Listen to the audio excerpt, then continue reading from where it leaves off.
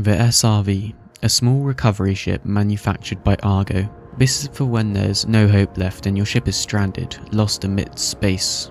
Fear not, because the SRV is here, with capabilities of being able to move ships in atmosphere and even in quantum to help them bring back to hangars or to a safe location, whatever the client requires. This is not the only use though. It has a personal cargo hold underneath for up to 12 SCU, and it can transport cargo with a tractor beam on the back, allowing for onloading and offloading of larger ships, which will be more prevalent in the future and with future updates of bigger and bigger ships being introduced. But now it's time to show it off in game, so starting off with a ship tour. Now, we enter into the beautiful world of Star Citizen, and here is the SRV. Now, if we look towards the back of a ship, this is where the tractor beam is held. This extends when you enter the ship. And if we just go a little more forward of this is where the cargo is held. You access this just from a button here. Now, unfortunately, this is only accessible from the exterior, so it's still there. You just have to go to the outside to be able to access it. There you go, 12 SCU held right there. You have a little button in there to close it too. Not sure why you'd need that. Maybe if you get locked inside accidentally, but it's not necessary really. You can't really store any ground vehicles in there. The X1 or some Nox may fit, but it'd be a big struggle to get it in there. Not worth it in my opinion.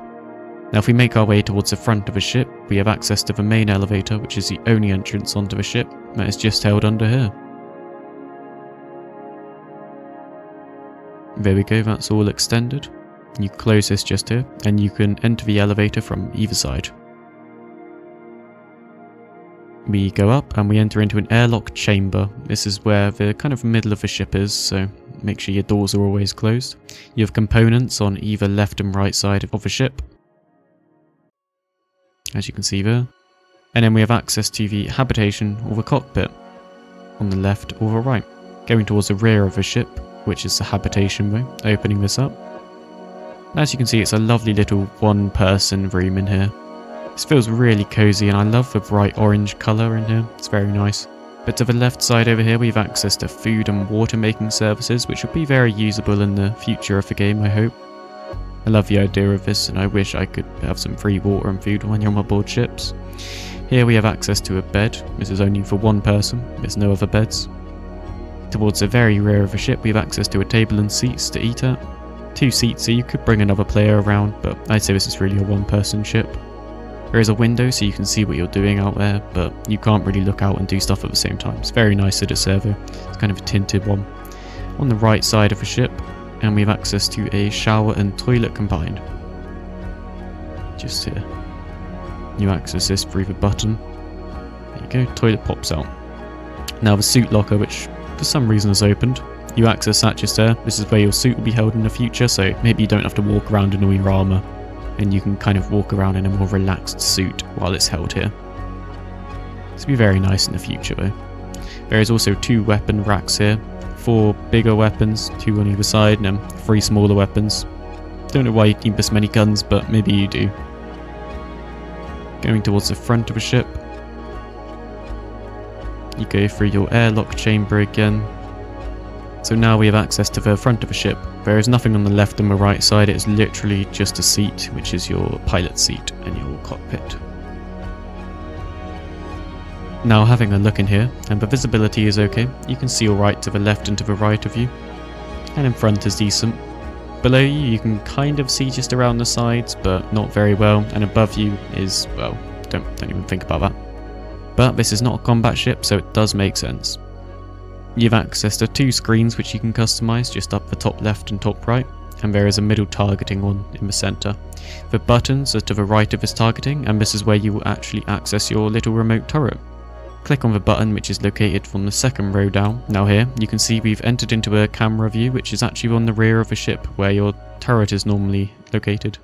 Just for practice here, I will grab this piece of thing, you left click. Now this is the same as found on the C1 Spirit, but it kind of isn't. You cannot bring things closer or further away to you, they kind of just do their own thing, so I feel like this may get an update in the future. Not sure if that's been confirmed or anything, or whether I just haven't read it, but I feel like it might. It's very clunky at the moment. It's alright if you just want to quickly make some aUEC by doing a claim salvage mission or whatever they're called, but mean, look at this, I'm not doing anything, I'm just kind of wiggling around a little bit, and I can't push it away or bring it closer to me. Now there is a maximum limit of weight you can use, but I've moved a hammerhead in this thing. The only limitations are you can't quantum travel with it. But this thing can easily transport very smaller ships, even the Constellation's pretty easy because it has an absolute load of thrusters on it, located on the sides. As you can see, each one of these little bits, I'll actually turn on the engines for you guys. So yeah, each one of these little thrusters are very strong. It's an absolute load. But I'll just show you a quick demonstration of how quickly this thing accelerates under a low gravity with a thing attached to it also. So this is using shift, so kind of like a boost. As you can see, it's pretty quick. You can easily get away from most things in this. It feels very, very responsive. I mean, look at that, I've even lost my little bit that I was carrying. That's fallen down to the ground, but I feel like this can outrun most ships, to be honest. This is because it's there to kind of move really big pieces of cargo and ships, so it does make sense why it can accelerate and decelerate so fast. Well, deceleration isn't quite as good, but it's still alright. I feel like I'm rambling on though, so that's it for the ship tour. Moving on to the weapons, armour and manoeuvrability, and starting off with weapons, and well, it gets none. I guess why would it need any? When this ship can be completely used in the game, you will not need weapons at all. I suppose you could say that some ships in the game also shouldn't need weapons, like for example the Medical CA Pisces or the Herald, but their choice is their choice and it must have a reason, which I don't know about. The armour, and it gets one size 2 shield, which is enough for this ship and is sufficient to get you out of any dangerous situations. It's enough and you'll feel that when you're using it. For manoeuvrability, and this ship is alright when in space and atmosphere for turning and manoeuvring all your general manoeuvres, but it has no weapons, so if you see someone that's getting a little bit rowdy, just try to run. Unless they have their shields off, then you know what to do with your tractor beam. Now it can accelerate and decelerate extremely fast, it feels like. Well, acceleration at least. Deceleration is a little bit less, but still quite fast. Quite a few of its thrusters on the side, you can press K in and it goes into kind of a VTOL mode and it aims down. Use this when you're trying to land or slow down, as it really does help, but the amount of thrusters it has is to move a bunch of ships, so it's very good. By the way, if you could subscribe, that would be very appreciated, thank you. But moving on to the prices, and this ship cannot currently be bought or rented in game because of how new it is, but if you wanted to buy it with in real life money, it'll be, for non-war bond, this is £158.40, $198 or €184.14.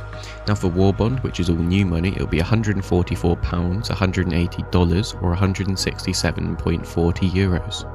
Now moving on to a quick overview, and my opinions on this ship are mixed at the moment, but I do love the way it looks and how fast it is. The interior is great and feels like how a starter ship's interior feels like, with a one person kind of feeling with a window in the back to see what you're doing. I do like the tractor beam, but the mechanics feel like it could do with a little more work for this, as it feels a little bit bumpy to use at the moment, and it's just a little bit clunky. You have to switch to the camera at the back, then switch back and then make sure it's all working. Maybe add a rear camera to it, I don't know. But when you are using the tractor beam, do make sure you are careful, as if a heavy object behind you flings around your side, then it can make you go flying into the floor, which I've had happen to a Constellation. I somehow survived, but just be careful when you're using it in atmosphere. Even in space really, it might fling you into a rock. In the future though, this ship could be used to recover a destroyed ship and bring them back to the Crucible, which is a mobile concept ship, and it would be used to repair it and make massive repairs. Even from the dead it could use it. Or just bring them back to a space station and repair them yourself. Now thank you everyone for watching, it's been a pleasure having you here, thank you very much for coming, but that's me, Duffer, out, see you in the next one.